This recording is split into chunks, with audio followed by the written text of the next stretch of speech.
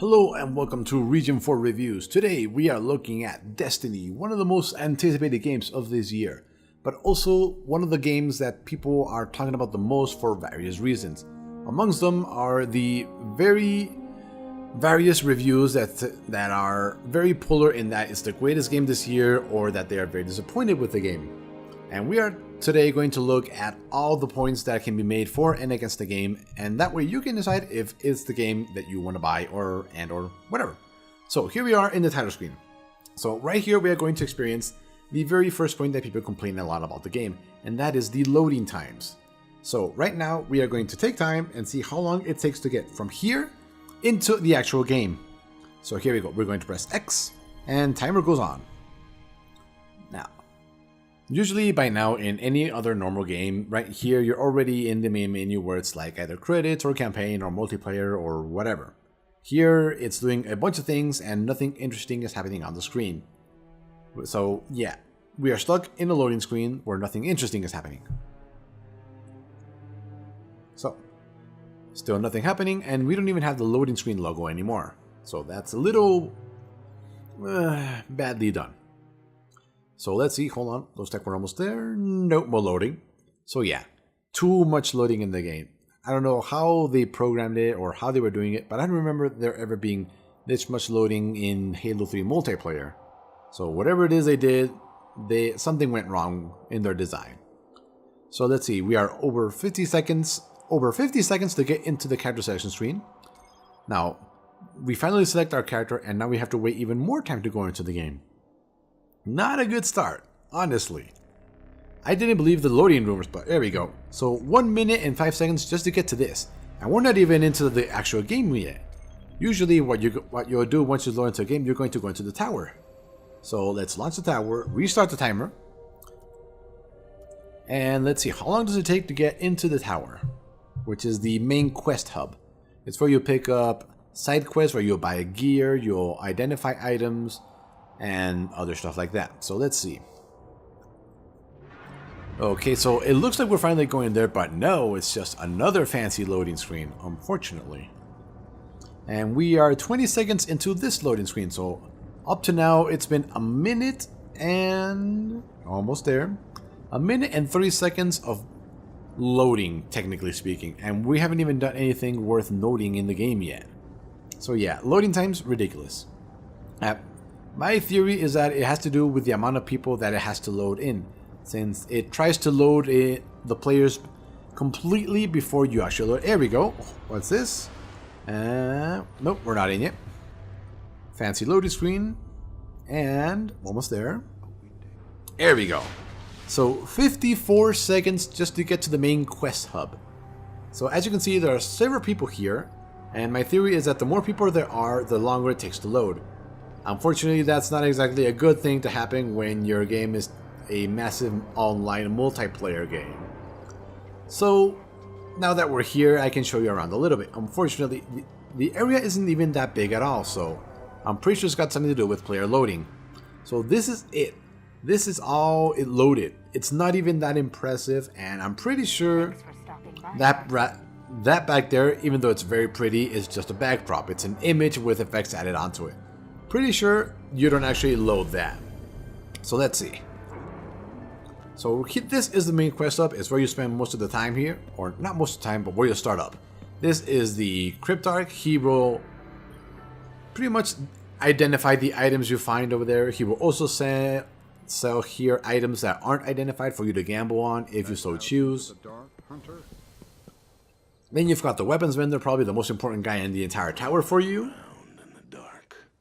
As you level up, you will get access to more weapons that are of your proper level. Although, interestingly enough, usually you will see weapons that are 2 levels above you because it's every even level.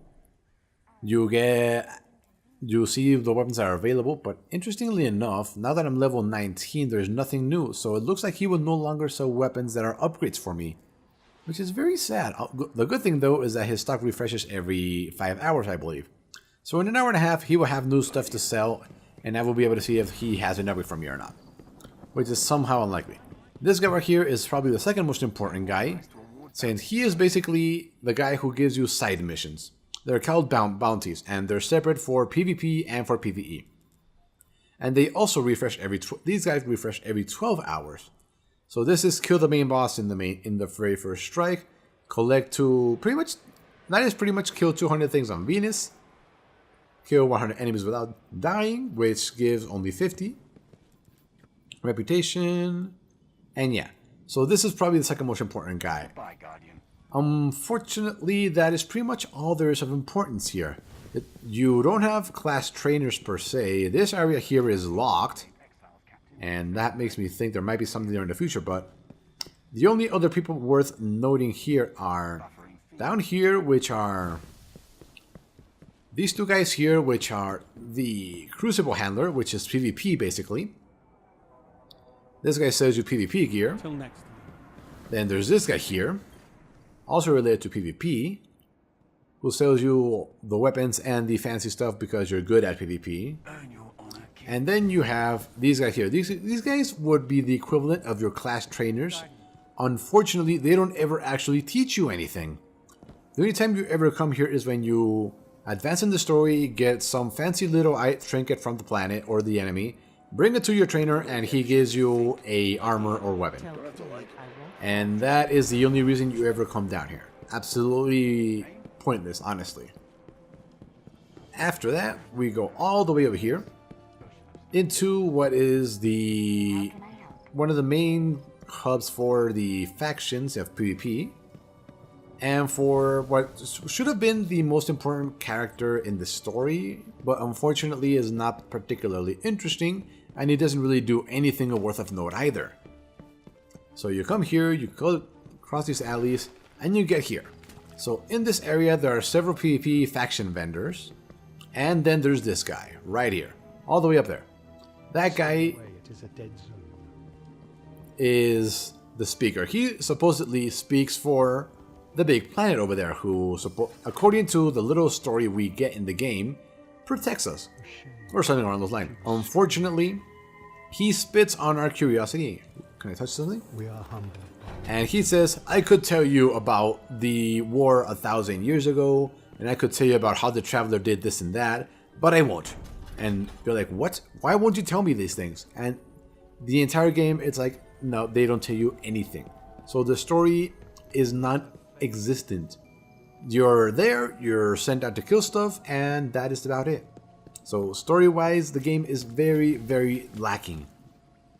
I mean, he's not the only interesting character. We also have the Queen and her brother that unfortunately I cannot show you because you don't meet him till around level 12, and I can no longer go talk to him or anything because, well, they kind of live like in exile, but the map itself won't let me visit them.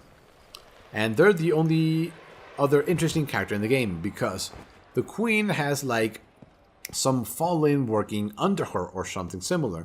The Fallen are the main enemy in the game. Do you want to see what we found today? No, I do not, thank you.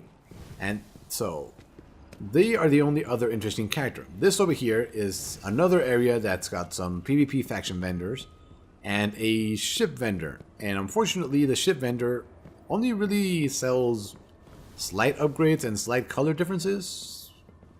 Nope, that's not her. That means she's up here. There you are. So you're like, awesome, we get a ship. Unfortunately, ship is nothing but cosmetic. It's pathetic, really. So as you can see, I could buy... we have 1,059 to buy a different color ship, and that's really about it. You don't get to fly around it. You don't have ship combat, which is ridiculous, honestly, because it looks like it could have been awesome. But yeah, and that is it. All that I just showed you is the entire area. There's no reason for it to take over a minute to load in this super small area. It's just But anyway, let's get out of here and let's go somewhere fun and start shooting things because that's what the game is about. So we teleport all the way back to a ship. It completely unloads that area, and if I tried to go back in there again, it would take another minute to go back in. So we're not going to go back there again. So these are the planets. You originally just start with Earth down here. There's none of these are here. From Earth you go to the moon, then you go here. From here you go to Venus, and from Venus you go to Mars, and that is it. So let's head on over to Mars and just fight whatever it is we find over there. Now, Let's hope it doesn't take a minute to load in. So let's see. Let's compare the loading time. So we've already at 5 seconds loading and nothing is happening. There we go. Last time it took around 30 seconds to get to this screen. So it's an improvement. And from here, 16, 17. And still loading. And we are definitely still loading. So yeah. I mean, don't get me wrong, they're very pretty loading screens, but they could have done something better. Now if you're in a party, you get to see everybody else's ship flying around with you, but that's how there is. This time we can go wherever we want. Okay, so welcome to Mars. Very sandy, very rocky. Guardians have been planting beacons here to connect back to the tower. We find them, we can help the city. And yeah, very red. So this is Mars. It's pretty much the last planet, oddly enough, that you visit. Even though it is technically the closest planet to Earth. It's strange how the story works. And here we will find, let's see, we will find some Vex, which are machine-type enemies that behave very similar to the machines in the Halo, inside the Halo rings. The Cabal seem like the brutes from the Halo universe. Hold on, something's going on here. Something is going on. Is there a public event I can join? Hopefully it is. It's... no, it doesn't seem like there's a public event going on here, unfortunately. So, let's just find a safe area so we can start showing you the gunplay. Here we go. This area is usually safe. And it is, alright.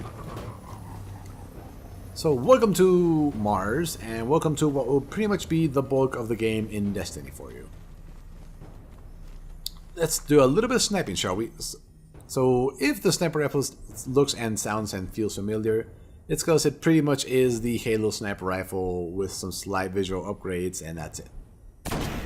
It even shoots in a very similar fashion. It even sounds like they mixed both the sound for the human sniper rifle and the Covenant sniper rifle from Halo. So yeah, gunplay is going to remind you exactly of Halo in every aspect. So you've got your grenade there. And you can see down there in the lower left, it'll recharge by itself. Sometimes you can get perks that'll make it recharge faster. Okay. Then you have your melee, which in my case first throws a knife that deals decent damage if they're X far away from me. Other than that, I just stab them. I have no idea how fast I draw the knife going from there to there. But just like in Halo, if you miss, you have a lot of downtime and you will get punished for it in this game. So anyway, those are the Cabal over there. Those guys are very annoying because you have to first break their stance by shooting them on the opposite side that we're seeing. Right there on that side. Hello. As you can see, very annoying. The Cabal are basically brutes in power armor that actually do things other than charge at you with hammers. And they're decently interesting. They're very military. They're all that big or even bigger. They have tanks. So overall, as a race, they're interesting. Now let's see. Let's go find someone else. There should be some Vex fighting over here. Let's see. There should be somewhere over here. And there they are right there. There they are. As you can see, the Vex are very machine-like. They will chase you in the same exact time. Is something shooting at me? No. They will chase at you head-on, but they won't charge at you if you're kicking their butt. Uh-oh, we found an elite, so that right there is an elite. As you can see, they're called Axis, or they're given fancy surnames and pre-names. And as you can see, he dropped nothing interesting. Hold on. Thank you. Now, every enemy, except for the Vex that we just fought here, the weak point... What just shot me? Oh, it was you. So as you can see right now, the weak point of the Vex is that little shiny thing in their abdomen. In every other race, it's the head, because why not? Let's make all the aliens humanoid. No reason not to. We are the epitome of the universe, for some reason.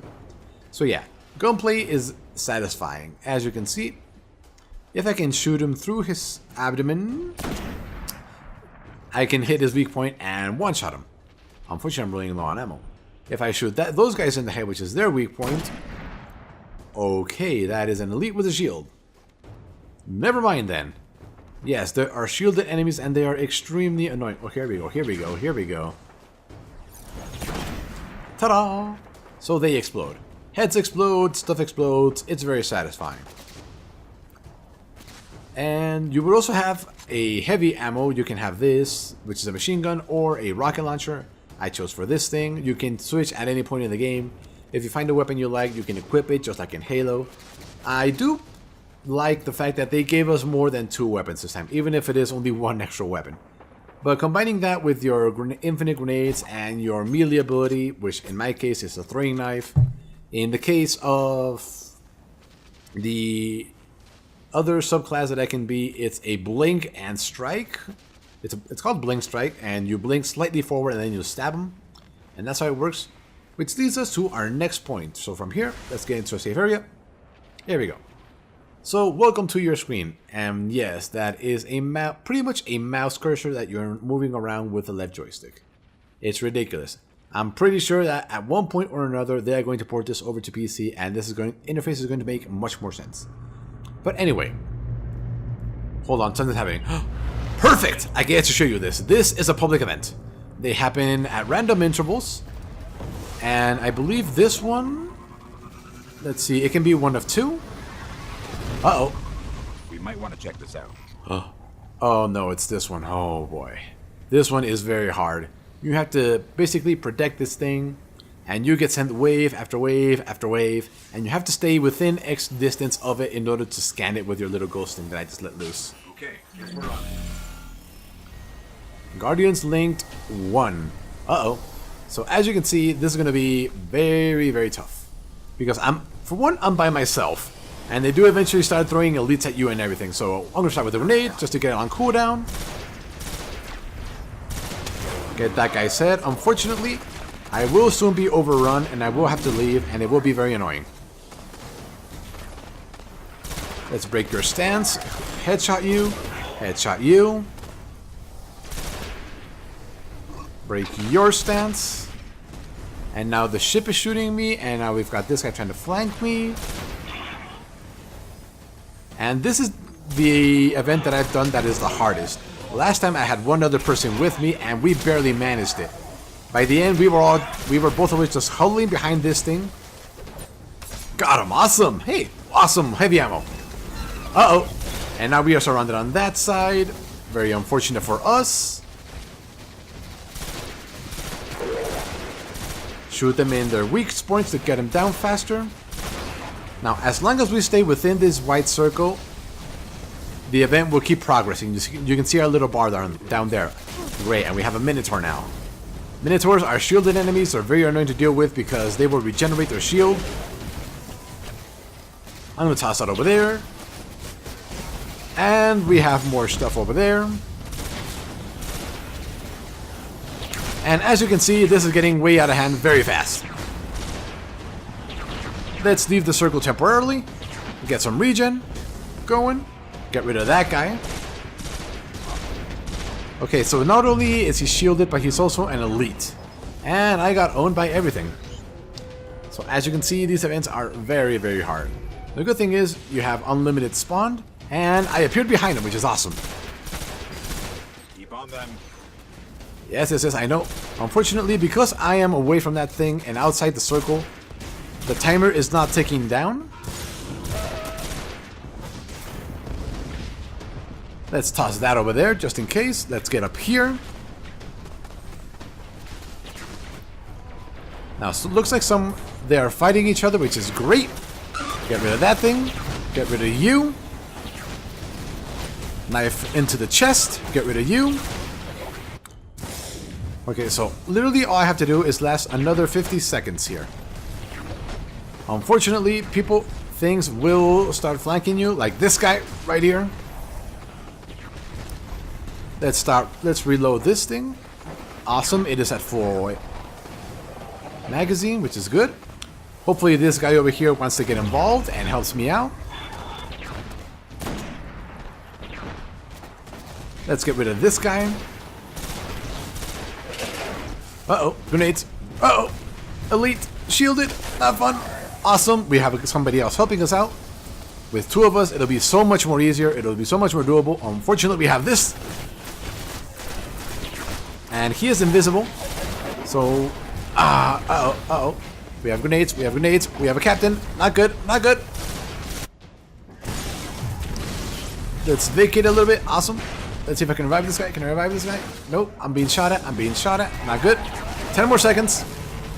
Almost done. Get up. Let's jump around like crazy. Avoid bullets. Avoid bullets. And I got smacked in the face. Hopefully he stays in the circle as well. Hold out a little longer. Awesome. Thank you, random stranger. So as you can see, they really, really hate us. Almost 3 seconds. 2 seconds. 1 second. Come on. Almost done. 1 second and done. And, awesome. And because we were able to complete the event, we get a gold tier. So yeah, that right there is a public event. They are extremely challenging most of the time.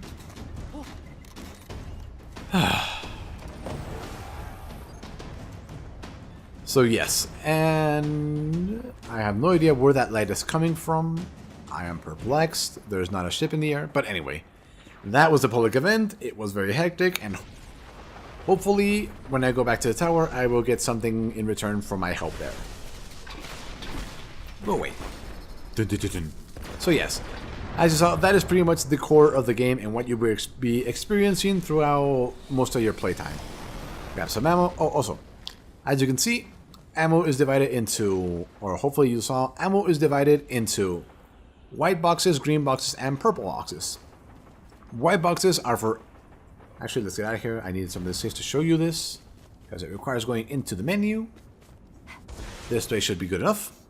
Let's do a little crouch. Get past some little rocks, crouch, and there we go. Good enough. Okay. So your weapon slots are divided by 3. This is your main weapon. There are pulse rifles, auto rifles, scout rifles. What else was there? There's 2 other more that I can't remember. They all share the same type of ammo. So if you pick up, so if you are full ammo for one gun and you decide to change it, you will have full ammo for the other one. This is your special ammo or special weapon. Here you can have a sniper rifle or a shotgun, depending on your taste. And they all use the green ammo boxes. And this is your heavy weapon, which uses purple ammo. They all use the same one.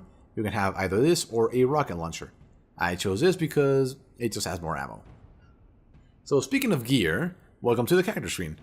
As you can see, this is my overall level, and this is my subclass and my second subclass.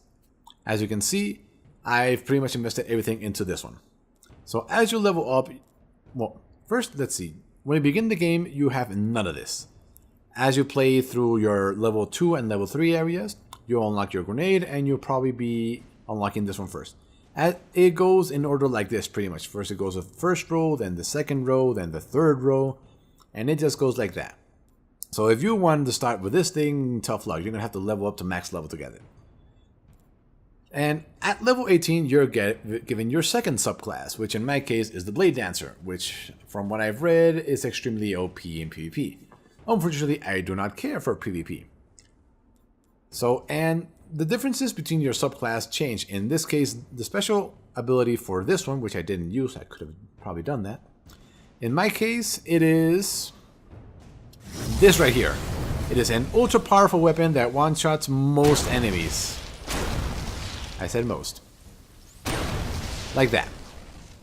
And whenever I hit somebody with that, I apparently dropped an orb of light. I have no idea what those do. Anyway, those orbs of light that I cannot see, but anybody that is near me can, they can be picked up, and their little special bar up over there on the lower right that you can see starting to fill up again will fill up faster. Let's hide behind this again. I don't want to fight anymore. And that is how the class works. You pick a class, you gain experience in various ways, you level up different abilities and perks and different types of grenades for your class, and that is how you play.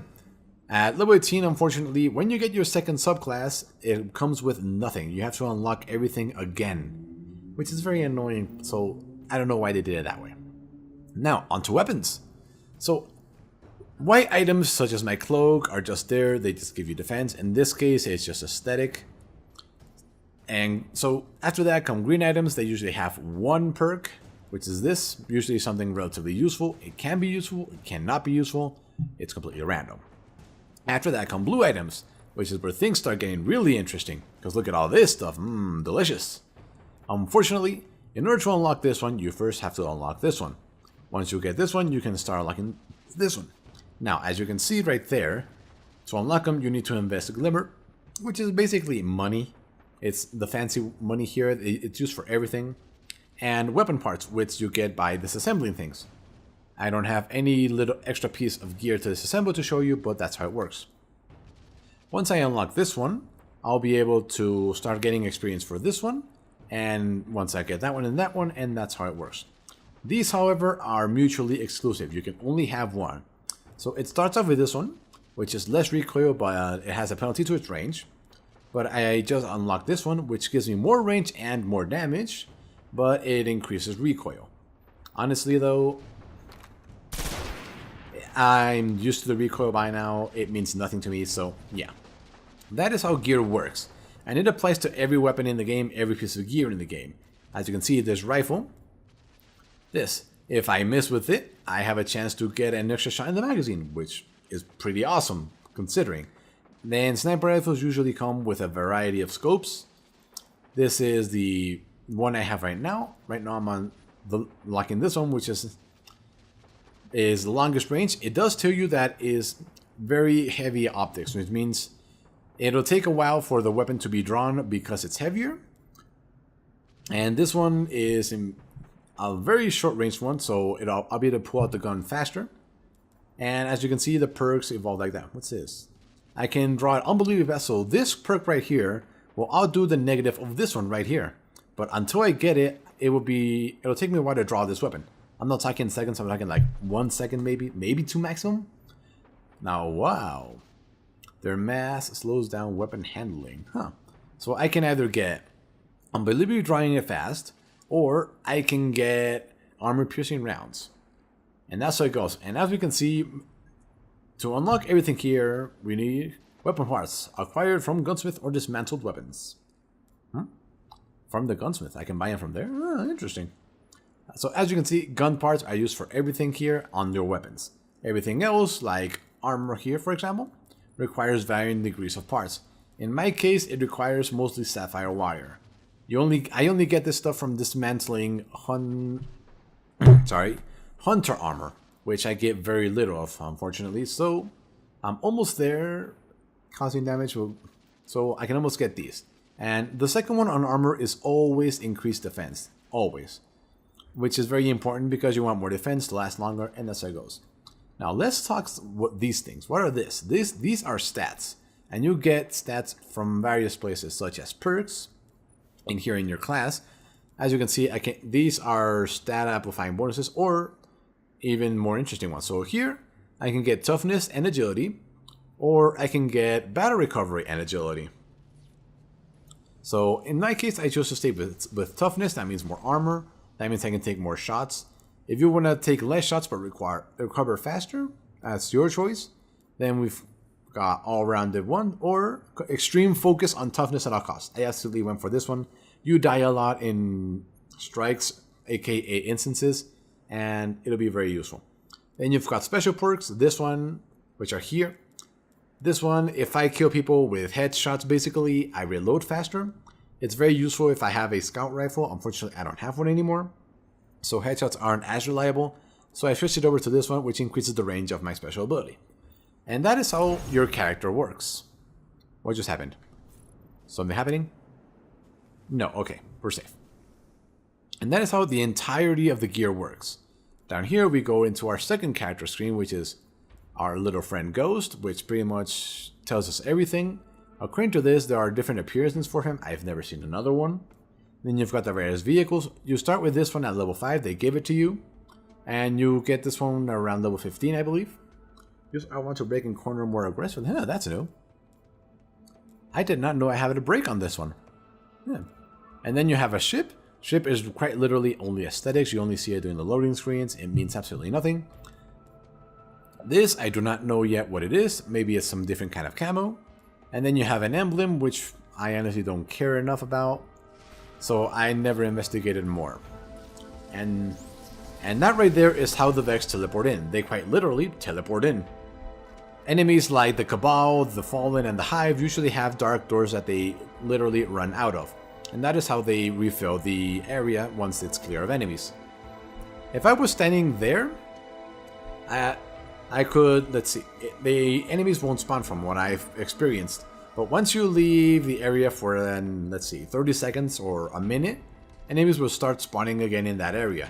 Because there's no player there, they won't fall on top of you, so they start spawning. And, see, take a look at this.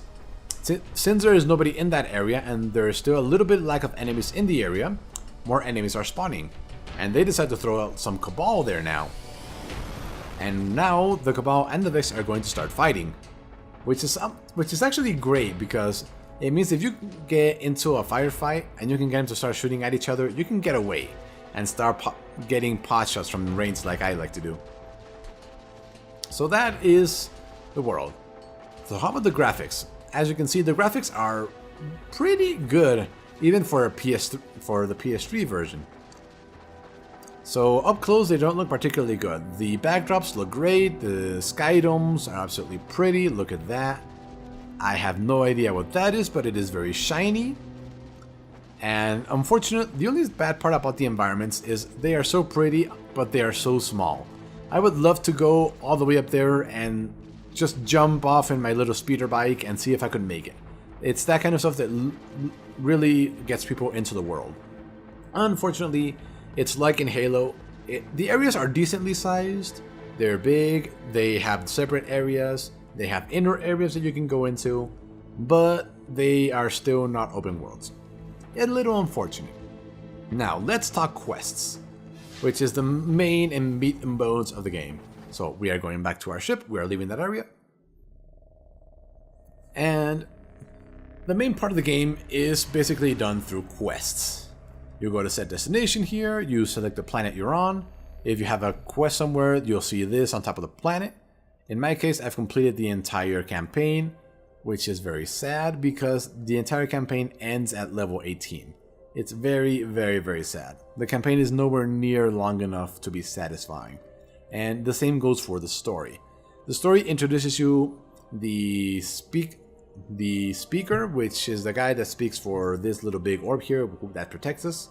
Unfortunately, all he ever does is he could tell you about the war of 1,000 years ago where a lot of people died, but he won't. Quite literally, he says he will not tell you that story. And it's very infuriating. Other than that, we also have the stranger that appears sporadically. She follows you around, and at the end of the story, she gives you a weapon. To me, she gave me the stranger's rifle. It's a very decent weapon, I'm glad I have it, but the weapon itself means nothing to me. I will instantly replace it with anything that I find that is better. And the reason that is because we're not given a reason to care about any of these characters. The stranger is, okay, she's a stranger, she's obviously involved with things we don't even know about, but who is she? We don't know. Why do we care about her? We don't. And that is very unfortunate, because the story, no matter how good it is, needs good characters. The only interesting character in the story is the queen, who lives with her brother and some exiled machine type people over here. But unfortunately, as you can see, I have access to none of that. I am only welcome there during the story cinematics, and that is it. The reason she's so interesting is because she has fallen that obey her. And the fallen are the people that, or the aliens that are trying to annihilate humanity. And that's what makes her interesting, but other than that, we have no reason to care for her. And that is such a shame for the story. The story could have been so much more better, but it seems like they said, we're going to stop the story here and then release it later down the line, maybe? Which is pretty much what happened with the original Halo game. If you recall, in the original, in the beginning you get shut down, you are sent to investigate, you rescue people, and then you are set to discover where you are and then to get off the Halo ring. And that's it. You're never told what it is, what happened, who are the Covenant, why do they hate us. You don't get any of that until the second game. So my theory is that they're going to wait for an expansion or expansion packs or whatever it is they do to reveal more of the story. Which, it's one of the problems of living in a digital age. we get things better, but companies could do stuff like this where we're going to cut out half of our story and put it in later. But you can still pay us full for the money now. Oh, and we're going to sell you the story separately. Yeah, very, very disappointing. So what about the music? You can hear a little bit of that music here right now. Now, the music is good. There's nothing wrong with it. But unfortunately, there's nothing great about it either. It's all just harmonical tones that are generic to video games now in general. There's no unique theme. There's no unique song. There's no major theme for the game itself. So if I say Halo, you instantly think of the chorus from the very beginning of the first game. It's been in every game since then, and we all know it. If I tell you Destiny, no song comes to mind. The only thing that comes to mind is a little logo they have. That's not really good enough. So they're missing a main theme. There's nothing. There's no main theme to conjoin the entire story and the universe under one banner, which is a little shame because with the music they have, they could have afforded to, but they don't, which is a little sad. So let's see. And I think that's pretty much everything there is to see about Destiny. I showed you questing.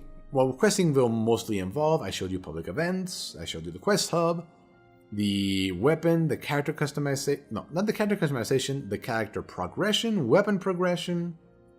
So the only thing left for me to show you is strikes. Unfortunately, strikes can take a long time. So I'm going to do a strike as a separate video. I'll put the link down below. So with that said, it is time to sum up everything we know about Destiny and help you decide for yourselves if Destiny is worth buying for you or not. So, good points. The gunplay is very familiar. You will instantly know how it works. You will be able to get headshots with very little practice once you get the hang of it. All the weapons are different. None of them replace another. They all play differently. The game lets you play your own way. If you want to go in with a heavy machine gun shooting everything, you can do that. If you want to play like I do and stay all the way in the back and use a sniper rifle to clear the area, you can also do that. But just like in Halo, there are indoor levels, so you're going to have to get creative to do that stuff indoors, but it is doable. The graphics are good. I'm pretty sure the graphics on the PS4 version would be a lot better. I would love to see them, but right now they're good. They're not great, they're good. If they were on a scale of 1 to 10, they'd be around a 7. They're passable, but they're not great. The level design is interesting, it's if a little repetitive. So what first happens when you reach a level is you land in the same area every single time. The quest takes you to 1 or 2 areas following the road, and then the quest is over.